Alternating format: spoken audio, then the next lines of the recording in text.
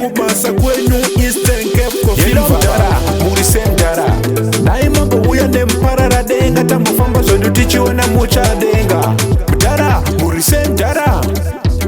Madinga esema wefa kudubai Panga makuenda kudubai Chichibongole Mawefa kudubai Panga makuenda kudubai Chichibongole 777 wona kurara makunge heaveni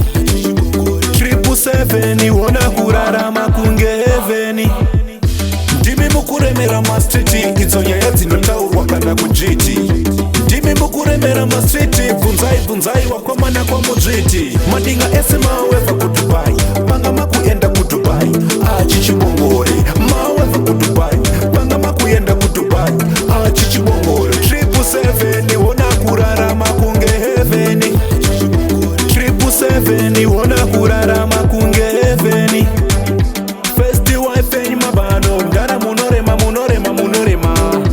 Second wife letwini Wane godo wakuda kufinura zinu Sweet 16 mdara munorema Regai Ndimi mabilivi sama jayane mandara Regai Madinga esema wefa kudubai Panga makuenda kudubai Chichibongore Mawefa kudubai Panga makuenda kudubai Chichibongore 777 wona kurara makunge heaveni 777 wona kurara makunge heaveni Ndimi mukuremera mastriti Idzonya yadzinotaurwa kana kujiti Ndimi mukuremera mastriti Bvunzai wakwamana kwa mujiti Yelo mdara, murise mdara Daima mbuya nemparara denga Tambufamba zodu tichiwana mucha denga Mdara, murise mdara Madinga esema wefa kudubai Panga makuenda kudubai Chichibongore Mawefa kudubai Panga makuenda kudubai Chichibongore 777 wona kurara makunge heaveni 777 wona kurara makunge heaveni Ndimi mukuremera mastriti Idzonya yadzinotaurwa kana kujiti